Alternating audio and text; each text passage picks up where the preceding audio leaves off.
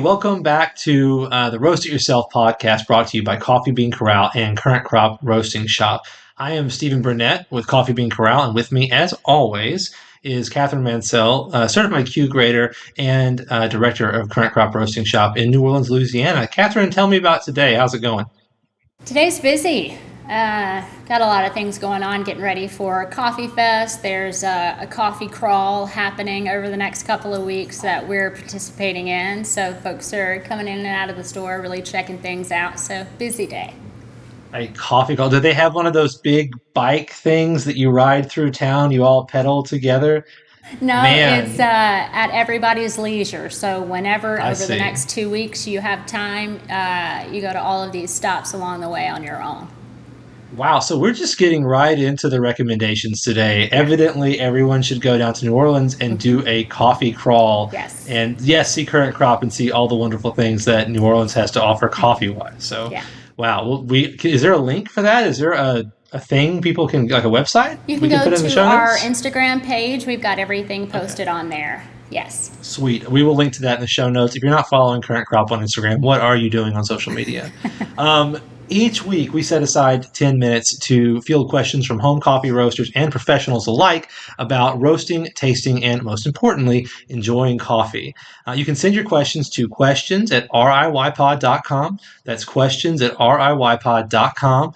You'll get a nice shout out from us, and you'll get featured in an upcoming episode, and you'll get your question answered. We do have people send us in like kind of urgent questions. Not so urgent like my roaster's on fire, what do I do? But less urgent than that. And sometimes I'll go ahead and send a preliminary, hey, we'll cover this in an episode. But for now, do this. And so, we try and incorporate and help everybody out in whatever way we can. Today's question is a really interesting one. There's a pair of questions actually from a new roaster, Ken B. And he's from Mississippi, so he gets home field advantage, I guess. Like he gets this is we're taking this question down because he's from our home here, in Mississippi. So Ken writes, "How long can you safely store green coffee beans? To add them to my and I heard that green coffee beans store longer. Another question is, what is the best and easiest roaster you would recommend for someone new to roasting their own coffee? I'm excited to learn all about roasting on my own fresh coffee. I found you on the internet and had no idea you were also in Mississippi. Looking forward to hearing your answer on the podcast. Thanks." Well, Ken, thank you very much. It's an excellent question. Yeah, thanks. Yeah. Before we dive into this question, I do want to extend the invitation to Ken to drop us a line, send us an email, and set up a tour of Coffee Bean Corral, the warehouse. It's not the prettiest place, but you will be swarmed by our furry friends and a bunch of smiling faces. We'll show you the warehouse. We'll show you the coffee, and yeah, we maybe roast some coffee upstairs in the roasting lab. It's a fun time. It's not like a organized thing. It's just kind of like a, you set it up, come on, and we'll give you the tour and roll out the red carpet. But now let's dive in to the answer. And I want to break this down into three parts just to make it easy to digest. Part one, how to properly store green coffee in general for normal use. Part two, how to store coffee long term. So I'm assuming with prepping, you're talking about like how to store this for months and months and months and months, and maybe even beyond that. And then what can we recommend the ideal roasting machine for a newbie? So Catherine, take it away.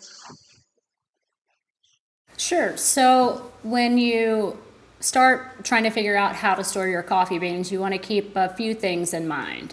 The first one is temperature and moisture. The ideal temperature to store green coffee is anywhere between 50 and 70 degrees Fahrenheit. Higher temperatures bring in higher moisture, which can lead to the coffee absorbing that moisture and kind of lead to a negative tasting cup. If the humidity is too low, the coffee can lose moisture and dry out. So your temperature and the amount of humidity, the moisture in the air, are two things that you need to be aware of. Secondly, sunlight also plays a factor in storing coffee. So you want to keep your beans out of direct sunlight. That can also dry out the beans, which decreases the quality of your cup. Every time someone asks me how would I store my coffee, the easy answer is stored in a cool, dry place out of direct sunlight.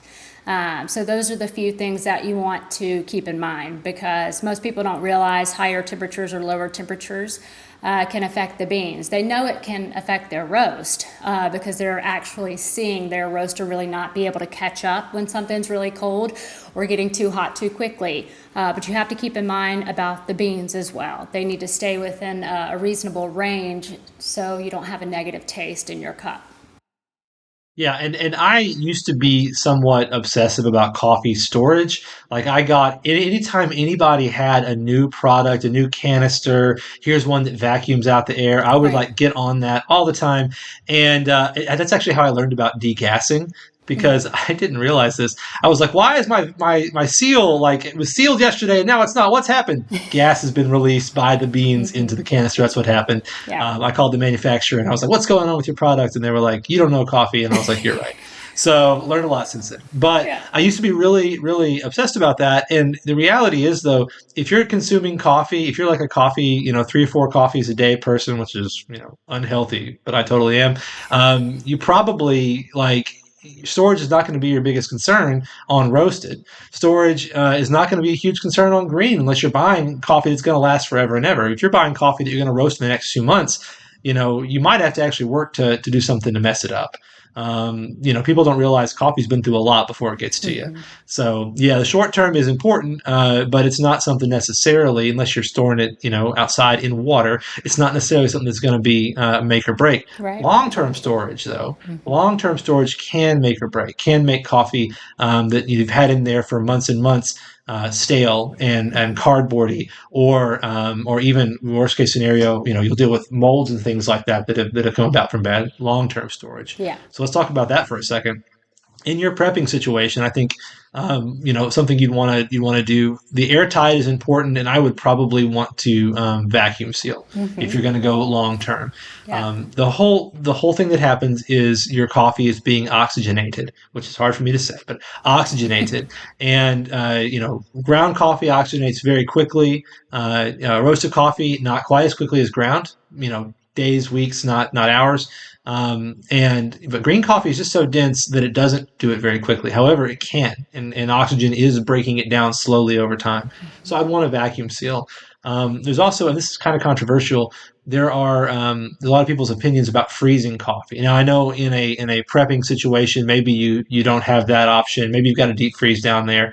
With your supplies, but you can if you vacuum seal those coffees, you can freeze them. The main concern there is you don't want a freeze thaw cycle to produce condensation, which would Right. cause your coffee to become moist and reduce the flavor and reduce the life of it. Yeah. So as far as long term storage goes, anything else you want to add to that, Catherine, for long term?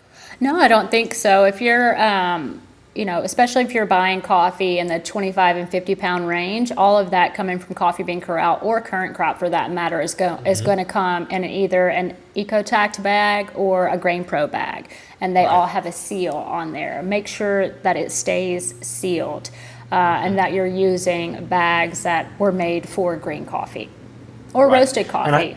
Yeah. And I think people get in a bad habit of opening and closing a long-term storage container a lot. And what you want to do instead of scooping out today's roast out of your long-term storage, you'd want to scoop out maybe several weeks worth of coffee at once into another storage container. That way you reduce the number of times you open and close your long-term storage container. That way you risk introducing less moisture, less humidity, all that kind of stuff. That really water is just trying to destroy everything. That's kind of the message of this. Yeah. So what you can do to limit that. And then Catherine, this should be a bread and butter question. What's a great roaster to recommend for someone learning coffee roasting? Fresh roast, an air roaster, honestly. The reason why we focus on fresh roast at the store in New Orleans is because most of the people that come in have never roasted coffee before. So it gives you a chance to really see what's happening because of it's clear. You can see the whole progression of the roast. You can hear those first and second cracks very well, which is really helpful. Really, no matter which roaster that I use to this day, I'm listening for those cracks. That's my main the main thing I'm listening for. So you can see everything in a fresh roast, you can hear everything, and then you can smell everything too. And the more you do it, you'll be able to pinpoint where you are in the roast by smelling the coffee. It doesn't seem like that at first, but it does come after you do it enough. You will eventually smell where you are, I promise.